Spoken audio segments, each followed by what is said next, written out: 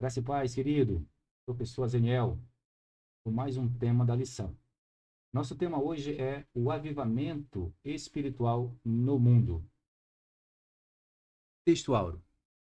Mediu mais 1000, e era um ribeiro, que eu não podia atravessar, porque as águas eram profundas, águas que se deviam passar a nado, ribeiro pelo qual não se podia passar.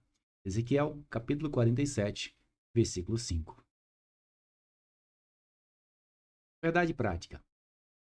Somente por intermédio do movimento do Espírito Santo, o mundo pode experimentar o verdadeiro avivamento espiritual. Querido, como o nosso conteúdo está um pouco extenso, eu vou adiantar para que a gente possa ganhar tempo.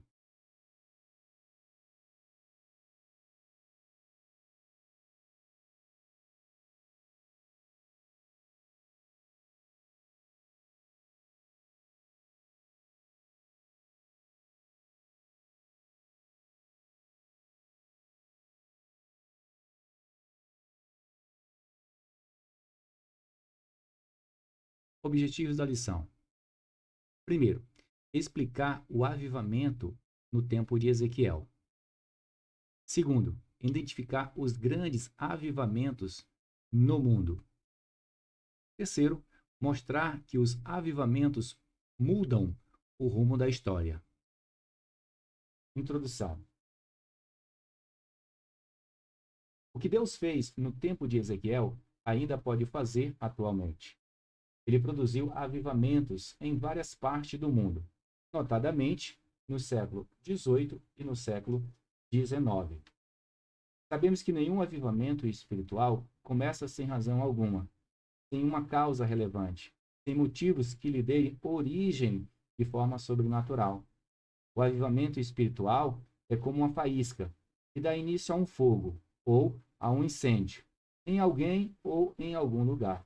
Ezequiel, ele relatou a situação tão difícil que se encontrava a casa de Israel, que demandava uma intervenção de Deus no meio do seu povo para restaurar a vida espiritual. No século XX, também contemplamos um grande avivamento por intermédio do movimento pentecostal.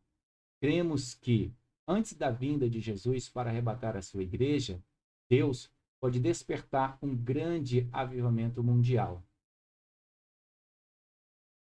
Nessa lição, a partir de Ezequiel 37 e 47, estudaremos os avivamentos espirituais que ocorreram no mundo.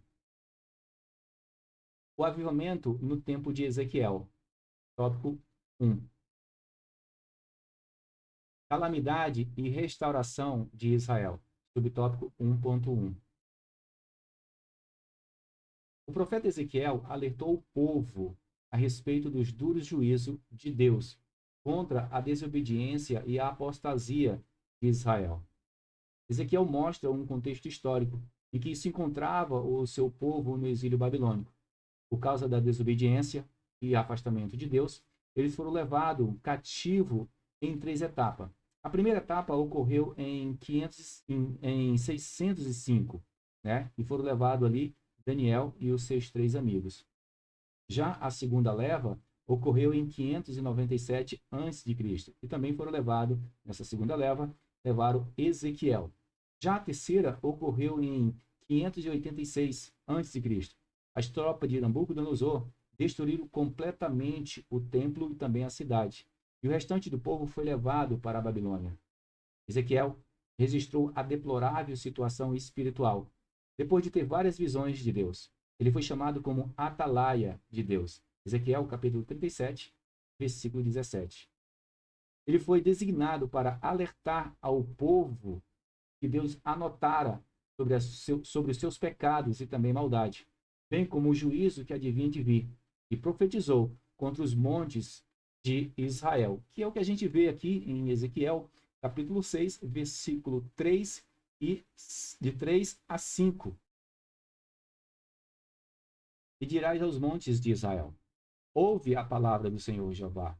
Assim diz o Senhor Jeová: aos montes, aos outeiros, aos ribeiros e aos vales. Eis que eu, sim, eu mesmo, trarei a espada sobre vós e destruirei os vossos altos.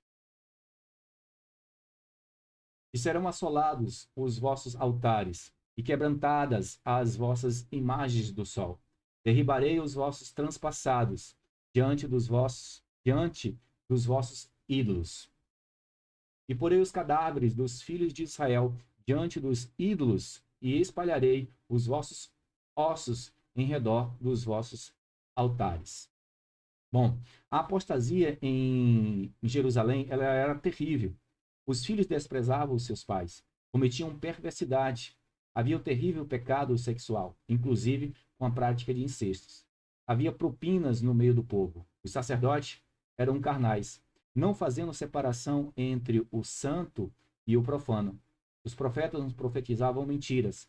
As práticas de violências eram constantes entre pobres e também entre os necessitados.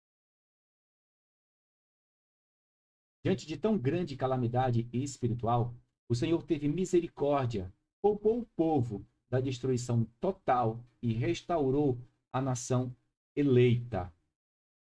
Mas eu os poupei por amor do meu santo nome, que a casa de Israel profanou entre as nações para onde foi. A decisão de restaurar Israel foi unilateral da parte de Deus. A nação, na sua apostasia, desonrara o nome do Senhor, profanando-o as nações para onde fora levada em cativo. Uma nação desobediente, assim, jamais poderia restaurar a si própria. Por isso, o Senhor, que é grande em misericórdia e extremamente benigno e perdoador, resolveu agir, visando a restauração do povo que ele escolheu para ser o seu povo eleito, que deveria ter sido em seu representante na face da terra. No entanto, Israel não zelou por essa escolha divina. Porém, Deus tomou a decisão de promover a restauração nacional de Israel, trazendo-lhe de volta entre as nações, implantando-o na sua terra. Então a gente vê que aqui tem o início, né, da restauração nacional de Israel. Ela aconteceu no dia 17 de novembro de 1947. Só que em 14 de maio de 1948, ela foi publicada no Diário Oficial e presidida também ali pelo nosso brasileiro Oswaldo Aranha. Então aqui tem início a restauração nacional de Israel. Um vale de osso seco. Subtópico 1.2. O profeta Ezequiel recebeu uma visão a respeito do vale de osso seco. Essa visão era uma representação do estado espiritual do povo de Israel. Para esse povo, Deus ordenou a Ezequiel profetizar sobre os ossos secos. Sabemos que Ezequiel foi um grande porta-voz da restauração de Deus ao povo de Israel. Ele teve várias visões e também revelações de Deus acerca da queda e também da restauração espiritual e também da restauração nacional. Ezequiel capítulo 37, versículo 4 e versículo 5. Então me disse, profetiza sobre esses ossos e diz-lhes, osso seco, ouve a palavra do Senhor. Assim diz o Senhor Jeová a esses ossos, eis que farei entrar em vós o Espírito e viverei.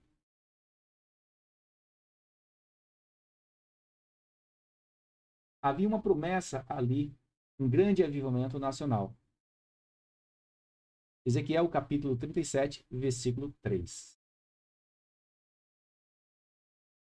E me disse, filho do homem, poderão viver esses ossos? E eu disse, Senhor Jeová, tu o sabes. Houve um ruído, em seguida um reboliço, e para espanto do profeta, cada osso que estava solto e isolado no vale juntou-se misteriosamente aos ossos correspondentes no esqueleto. E os ossos foram cobertos pelos nervos. O vale que estava cheio de ossos sequíssimo tornou-se um vale de cadáver, sem corpo e sem vida, pois não havia nele o Espírito. Então, o que falta ainda é o Espírito. E profetizei como ele me deu ordem. Então, o Espírito entrou neles, e viveram, e se puseram em pé, um exército grande e extremo. Ezequiel, capítulo 37, versículo 10. Era a chegada de um grandioso avivamento espiritual sobre a nação de Israel. Podemos dizer com toda segurança que ali, naquela visão, foi manifestada a chegada de um grandioso avivamento espiritual sobre o povo de Israel. Essa é uma mensagem de esperança nos dias que vivemos. Há igrejas, e não são poucas, que podem ser comparadas a um vale de osso seco. Outras podem ser comparadas a corpos com carne e osso, mas são cadáveres espiritual. Não tem vida, não tem poder, não tem unção. Não passa de instituições religiosas sem fim lucrativo. Faltam o poder do Espírito Santo. Bom, eu também quero fazer uma observação sobre esta questão aqui. Porque se a gente ver aqui, o que acontece aqui é a restauração nacional, né, de Israel. E o que a gente vê aqui é a restauração espiritual. Porém, essa restauração espiritual, ela ainda não aconteceu, tá? Ela ainda não aconteceu. Ela vai acontecer ainda. Então, o que a gente viu, o que a gente vê aqui é o início, né? O preparamento ali. Então, já foi o quê? Já foi feito a restauração nacional, porém, falta a restauração espiritual, tá? Mas, se a gente for olhar, o nosso tema aqui é o avivamento espiritual no mundo. Mas a pergunta é, por que então que o comentarista estaria colocando esse avivamento aqui, já que ele ainda não houve, né? Porque o que é que pode acontecer? Alguns dos seus alunos questionar, professor, por que que o comentarista ali colocou esse avivamento, já que ele ainda não aconteceu? A gente não estaria estudando ali somente os avivamentos que aconteceram? Pois é, eu acredito que sim. Mas o objetivo do comentarista aqui, eu acredito e vejo dessa forma, tá? Ele fala sobre a restauração nacional, porém ele fala também sobre uma restauração espiritual. Já que a gente está vendo movimentos, né? Já que a gente está vendo movimentos espirituais no mundo, esse daqui ele ainda vai acontecer também. Bom, estaria errado aqui se ele tivesse lá no segundo tópico, né? Que a gente vai ver isso. Porque quando eu for falar no segundo tópico, se ele entrasse no segundo tópico, onde eu estaria falando ali sobre os grandes avivamentos no mundo, aí sim, se ele tivesse ali, esse conteúdo aqui, se ele tivesse lá no segundo tópico, aí eu acredito que estaria errado. Aqui o professor, né, o nosso pastor comentarista, o que ele está dizendo? Ele está dizendo, olha, Israel ele foi restaurado. Também agora está aguardando um movimento espiritual, tá? É só para a gente ficar atento a isso. Ele colocou para que seja uma forma de observação que ainda vai acontecer, tá? Para não confundir, tá? Alguns professores ou confundir alguns alunos achando que esse movimento aqui já aconteceu. Não, ele ainda não aconteceu. Ele é um acontecimento para os fins dos tempos, tá? Mas também acredito que o comentarista ele não errou de ter colocado aqui, tá? Ele coloca aqui como uma observação. E você, meu professor, deve fazer essa pontuação dentro de sala para os seus alunos, tá? Alguns alunos podem sim questionar, sabendo e tendo conhecimento disso aqui, tá? Até porque a gente estudou isso na lição 10, lá no dia 4 de dezembro, tá? De 2022, que foi a restauração nacional e espiritual de Israel. Então, o aluno já deve estar ainda com a mente fresquinha sobre este assunto. Então, a pontuação aqui é. Ele colocou apenas para a gente ter essa noção que isso aqui ainda vai acontecer, tá bom? Pelo menos esse é o meu ponto de vista, essa é a minha pontuação aqui. O Rio das Águas Purificadoras, subtópico 1.3.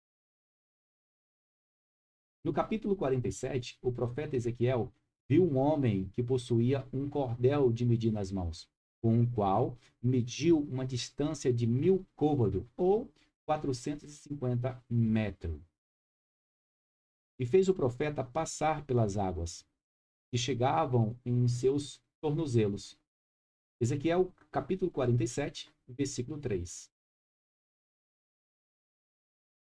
Saiu aquele homem para o oriente, tendo na mão um cordel de medir, e mediu 1000 côvados, e me fez passar pelas águas, águas que me davam pelos tornozelos. A cada etapa de 1000 côvados, ou 450 metros, o profeta Ezequiel andava nas águas do rio, pelo joelho, pelos lombos e, por fim, a nado. Ezequiel, capítulo 47, versículo 4 e versículo 5. E mediu mais 1000, e me fez passar pelas águas, águas que me davam pelo joelho.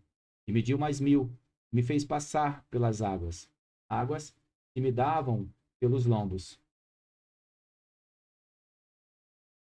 E mediu mais 1000, e era um ribeiro, que eu não podia atravessar, porque as águas eram profundas, águas que se deviam passar a nado, ribeiro pela qual não se podia passar. Aqui eu queria fazer algumas pontuações sobre justamente isso, sobre essa água que passa pelo tornozelo, essa água que passa pelo joelho, essa água que passa pelo lombo e também essa última água aqui, que é a água a nado. Mas a pergunta é, o que significa essa água, né? Podemos fazer uma aplicação desse texto para a realidade espiritual de hoje. Essas águas podem ser o rio da graça de Deus. Eu vou colocar aqui em 4 etapas. Na primeira etapa, água pelos tornozelos. Podemos dizer que se trata de crentes que não se aprofundam no relacionamento com Deus. Pode se aplicar a igrejas que se deixam levar por liturgia humanistas, que não busca o aprofundamento no estudo da palavra de Deus. Nessas igrejas, a maioria dos crentes não lê a Bíblia e muito menos estudam. Então, a simbologia aí das águas pelo tornozelo. Na segunda etapa, águas pelos joelhos. Podemos entender que se trata de crentes que já têm mais comunhão com Deus, mas ainda não está bem firmado os seus pés e os termos espirituais continuam dominados pelos sentimentos humanos e também carnais. Já em relação às igrejas, pode ser entendido o caso das que já passam por uma evolução na busca do conhecimento da palavra de Deus, mas ainda dão lugar às pregações liberais que visam agradar aos homens e não a Deus. Na terceira etapa, águas pelos lombos. Trata-se de crente que ainda tem os pés na terra, mas se sente mais envolvido pelo rio da graça de Deus, estando mais voltado para cima, para as coisas espiritual. Há igrejas que conseguem avançar no relacionamento com Deus, levando as pessoas a orar, a ler a Bíblia, sendo, portanto, uma situação bem melhor que a anterior.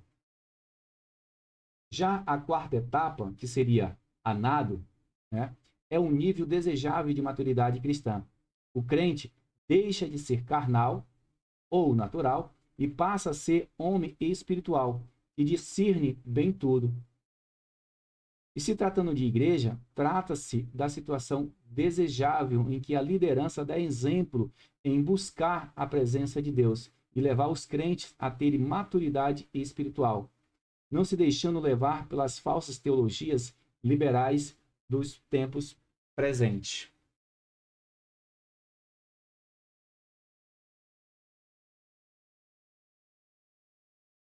Ele já se sentia mais distante do solo. Era um rio que causava muita produção na agricultura, piscicultura, e daria vida em tudo por onde passasse. Ezequiel vê na sua visão um rio vivificador que sai do templo. À medida que o rio avança, vai aumentando em profundidade e largura, levando vida e progresso por onde passa. O rio deságua no Mar Morto e lhe dá vida em lugar da morte.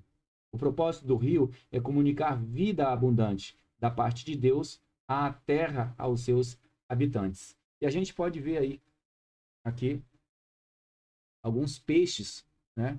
Aí, como piscicultura, e também a gente vê alguns frutos, né? Aí, as árvores cheias de frutos. Vamos para a referência? Ezequiel capítulo 47, versículo 12. Junto do ribeiro, à sua margem, de uma margem de outra banda, subirá toda sorte de árvore, que dá fruto para se comer. Não cairá a sua folha, nem perecerá o seu fruto. Nos seus meses produzirá novos frutos, porque a sua água sai do santuário, e o seu fruto servirá de alimento, e a sua folha de remédio.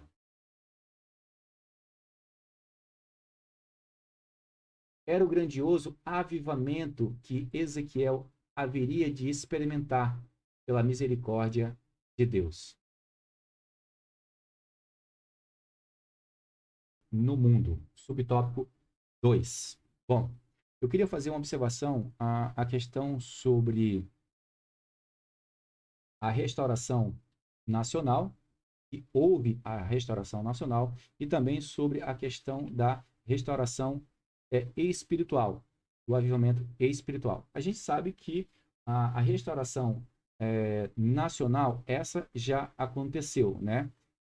Agora, a questão da restauração espiritual, o comentarista ele coloca aqui só apenas para fonte de recordação, para fonte de lembrança, tá? Que isso aqui ainda vai acontecer.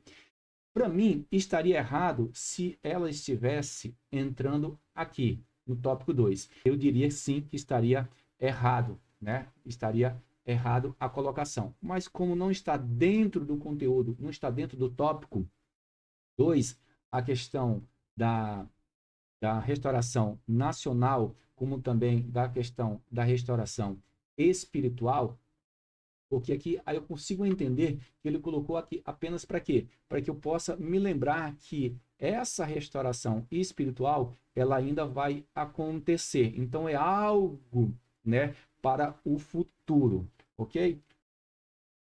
Na Europa, subtópico 2.1. Houve um período em que o continente europeu estava em situação idêntica ao povo de Israel no contexto das profecias de Ezequiel 37 e 47. Pela misericórdia divina, não tardou Deus usar pessoas cheias do Espírito Santo para proclamarem e perseverarem por um avivamento espiritual. O Senhor queria avivar o velho continente. Além da experiência da descida do Espírito Santo em Jerusalém, conforme Atos 2, a história registra a ocorrência do derramamento do Espírito em vários lugares, às vezes simultaneamente. Dentre esses movimentos, temos o intenso desejo de buscar a presença de Deus, fervor na evangelização, retorno aos princípios bíblicos que norteiam a igreja cristã, a busca dos dons espirituais, incluindo os dons de cura e os dons de operações de maravilha, a busca do batismo no Espírito Santo com evidências iniciais de línguas estranhas, a preocupação com a santidade na fase da eminente vinda do Senhor Jesus. Na Alemanha, por volta de 1722, o conde Zinzendorf liderou os morávios num fervor missionário que se espalhou pelo continente europeu, chegando à América. Zinzendorf usou a sua herança para fundar uma comunidade chamada de Erhut, que significa abrigo do Senhor. Em 1722, dando refúgio aos cristãos perseguidos da Morávia, entre os quais se tornou o líder espiritual. Após 5 anos de existência, num memorável domingo, em 13 de agosto de 1727, quando estavam reunidos para a Santa Ceia, o Espírito Santo veio sobre eles, quebrantando-os e levando-os à maior reunião de oração em todos os tempos, que durou mais de 100 anos ininterruptos, né? Eu acredito que eles fizeram aquelas questões de equipe, né? Uma equipe se levanta da oração e outra equipe, né, volta a orar. Então, é dessa forma que a gente vai trabalhar de uma forma ininterrupta. Com sua ênfase na religião do coração, houve um grande despertamento na busca do poder de Deus, principalmente voltado para as missões mundiais. Ele teve um papel importante na propagação das missões cristãs e na sua época, deixando exemplos que serão sempre modelo para a igreja, sendo pioneiro no exercício de missões protestantes e estrangeiras que enviaram, num curto espaço de tempo, mais missionário do que todos os protestantes juntos, durante 200 anos. Na Inglaterra, por volta de 1740, John e Charles Wesley e George Whitefield atuaram com um grande fervor missionário, buscaram o poder de Deus, a unção do Espírito e pregaram contra o formalismo sem poder das igrejas daquele tempo. Um grande avivamento desceu sobre a nação inglesa. John e Charles Wesley, entre 1703 e 1791, com grande fervor missionário, busca do poder de Deus e unção do Espírito Santo, no avivamento com George Whitefield.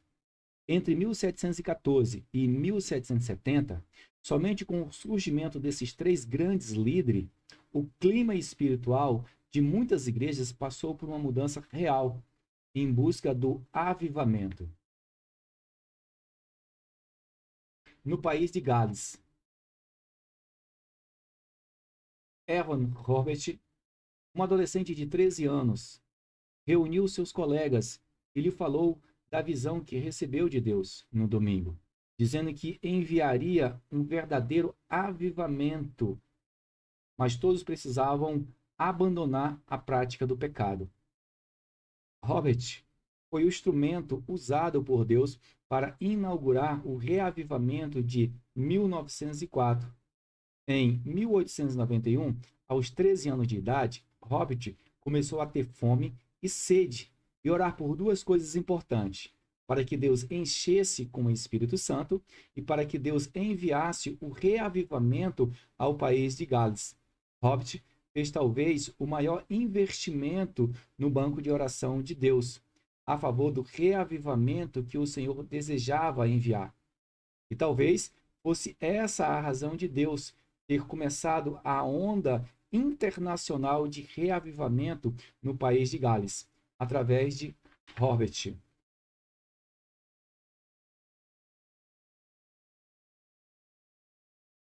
Foi tão grande o impacto daquela visão de Deus que, por volta de 1904 e 1905, o avivamento começou a espalhar-se pela cidade, pelo país e alcançou muitos países no mundo. O avivamento de Gales foi um dos mais impressionantes moveres de Deus em todos os tempos. Em poucos meses de avivamento, o país inteiro foi transformado. Mais de 100.000 pessoas aceitaram o Senhor Jesus como seu Senhor e Salvador. A notícia foi espalhada ao redor do mundo.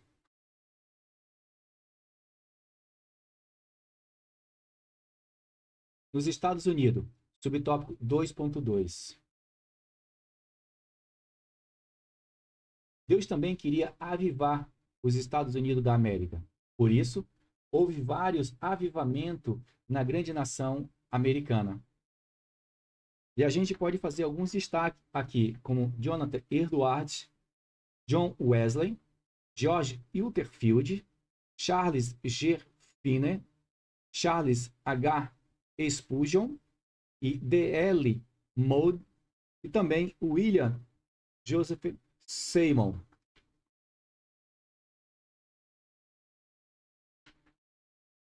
Charles Grandison Finney foi usado por Deus para um grande despertamento espiritual.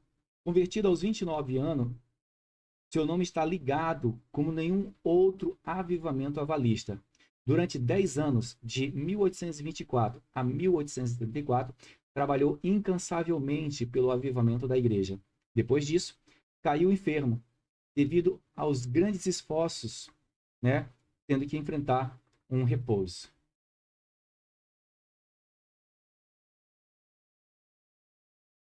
Teve grande influência de G. Campbell Morgan, do movimento de vida profunda, que pregava um viver pleno na presença de Deus, contra uma vida morna que dominava muitas igrejas evangélicas daquele tempo. Quando Campbell tinha 10 anos de idade, D.L. Moody veio para a Inglaterra pela primeira vez. Seu ministério, combinado com a dedicação de seus pais, impressionou tanto o jovem Morgan que, aos 13 anos, ele pregou o seu primeiro sermão. 2 anos depois, ele pregava regularmente nas capelas rurais, durante domingos e também feriado. É interessante que a gente consegue entender e também ver a questão da influência. A gente vê que Charles Finney, ele teve a influência de Campbell, né? A gente vê que teve a influência de Campbell. E a gente vê que Campbell também teve a influência de Mulder. E isso é muito interessante. E a gente vai ver isso no decorrer da lição.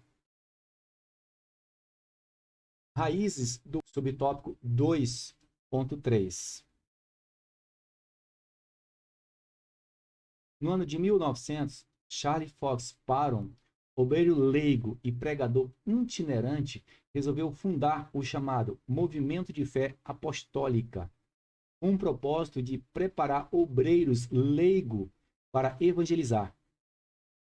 Fundou o Instituto Bíblico Bethel College, na cidade de Topeka, no Kansas, Estados Unidos. Parham se sentia incomodado com a frieza espiritual das igrejas estabelecidas e fundou o movimento com o objetivo de restaurar a fé das igrejas primitivas.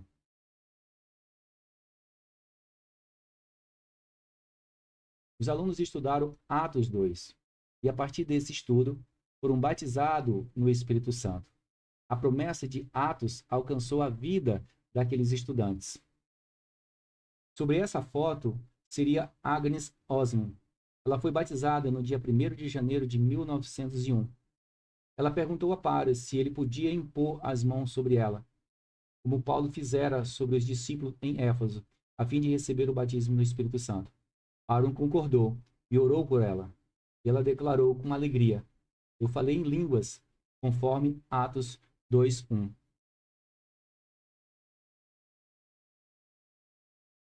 Em 1901, em Washington, no Texas, o pastor negro, filho de escravo da Louisiana, William Joseph Seymour, pertencente a um grupo Santidade Holiness, foi atraído pelo movimento de fé apostólica, iniciado por Parham. Ali, foi batizado no Espírito Santo, com evidência de línguas estranhas. Este ano de 1901 é considerado o ano inicial do movimento pentecostal. A gente acabou de ver também que no mesmo evento ali do batismo com o Espírito Santo, a gente vê que Agnes Oz acabou de ser batizada e Seymour também é batizado no mesmo evento. Em janeiro de 1901, os alunos de Parham se reuniram para orar e nesse dia foram batizados com o Espírito Santo e passaram a emitir palavras desconhecidas.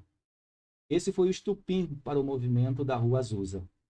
Poucos eventos afetaram a história da igreja contemporânea tão profundamente quanto o avivamento da Rua Azusa, cuja exploração é aplicada por meio de uma renovação espiritual mundial, calcada em princípios pentecostais. Em 1906, Seymour se transferiu para a Califórnia. Ali, começou a pregar a mensagem pentecostal na sua própria casa, em Bonham, Bryant Street, 216. As reuniões atraíam tantas pessoas que o prédio não comportava a todos. Mas olha que interessante. Antes dele começar a pregar na sua própria casa, ele começou a pregar a mensagem pentecostal numa residência de uma família na Bonham Bryant Street. Não demorou muito e, por causa do seu sermão, foi expulso da igreja pela pastora. Como residia na mesma rua, convidou pessoas interessadas para reunir-se na sua casa. Hoje é um memorial ao movimento pentecostal mantido por uma fundação que resgatou a história do movimento.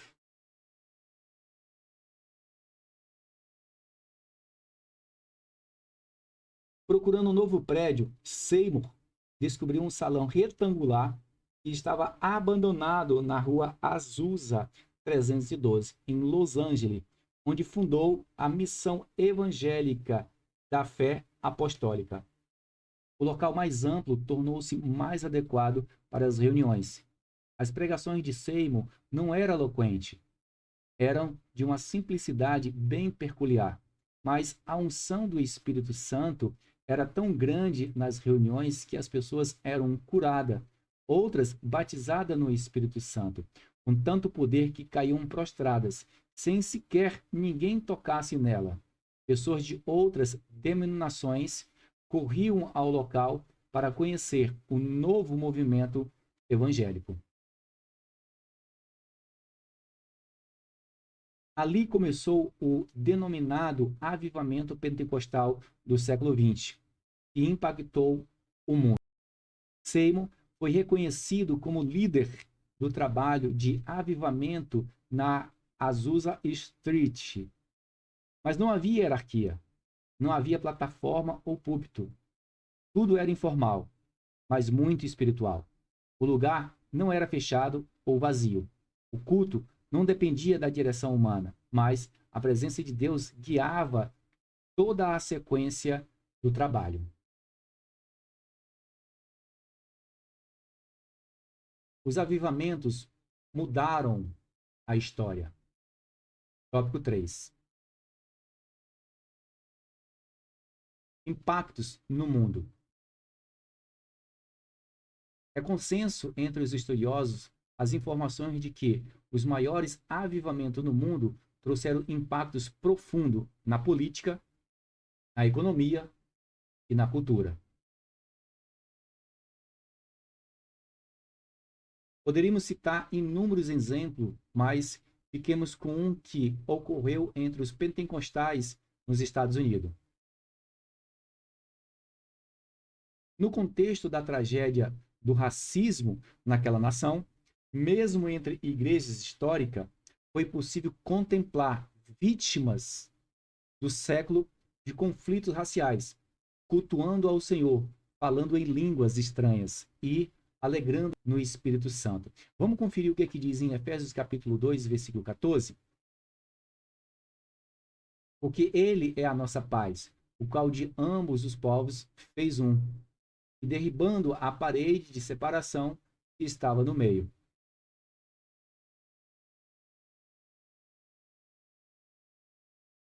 Só um verdadeiro avivamento espiritual remove o pecado da divisão de quaisquer espécie. E isso é interessante, né? A gente acabou de ver um país que se encontrava em um racismo, né? Até mesmo dentro das igrejas. Mas o que aconteceu? Veio o mover do Espírito Santo. Veio o mover do Espírito Santo. E quando vem o mover do Espírito Santo, o que faz? Ele remove o pecado da divisão de qualquer espécie. A geração depois dos avivamentos. Subtópico 3.2. Também é consenso que, em várias partes do mundo, os avivamentos provocaram mudanças nas igrejas. Mas, infelizmente, não perduraram. Em muitos lugares, a chama se apagou. Os avivamentos não se tornam permanentes. Por quê? Por razões bem simples e compreensíveis. Os homens que foram usados por Deus para serem instrumentos do avivamento passaram.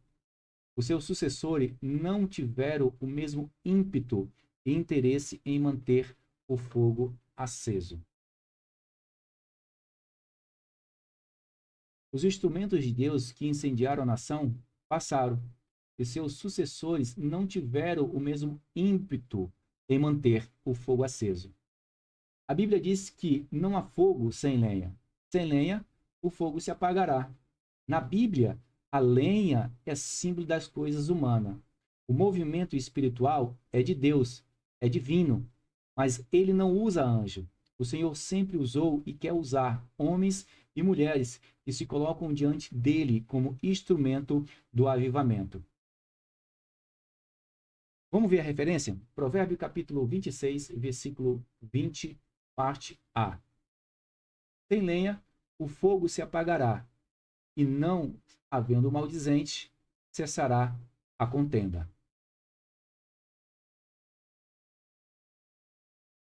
Ora, o Deus de John Wesley, Charlie Finney, John Seymour é o mesmo.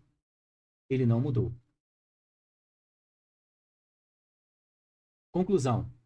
Deus deseja operar nas igrejas, promover um poderoso avivamento espiritual que sacuda as estruturas eclesiásticas e denominacionais.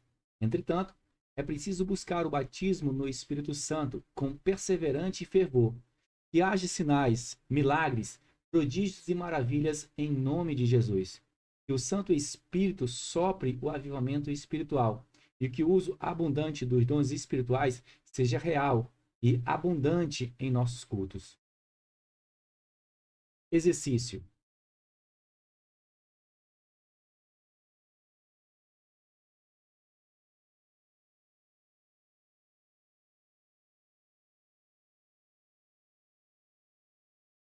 Nosso próximo tema: o avivamento pentecostal no Brasil. Querido, gostou do nosso material? Gostou do nosso slide? Tá? Ele está disponível. Isso. Aqui embaixo, tá? Tem um link que vai ser direcionado para a nossa plataforma. Lá você pode adquirir esse slide e trabalhar na sua igreja. Ainda não é inscrito no nosso canal? Se inscreva no nosso canal. Toda semana eu estou aqui desenvolvendo os slides, tá? E também a gente, na medida do possível, fazendo o comentário aí. Ainda não sou tão especialista ainda como os nossos amigos que já estão aí há uma caminhada, né? Confesso que estou começando agora isso aí, tá? Mas a gente está se dedicando aí todos os dias aí para ver se traz algo melhor e mais criativo para dentro da nossa EBD. Ainda não é inscrito no nosso canal? Se inscreva no nosso canal, deixa o teu like aí, dá aquela força, faz um comentário com a gente aí, tá bom? Então, que Deus abençoe. Até o próximo slide.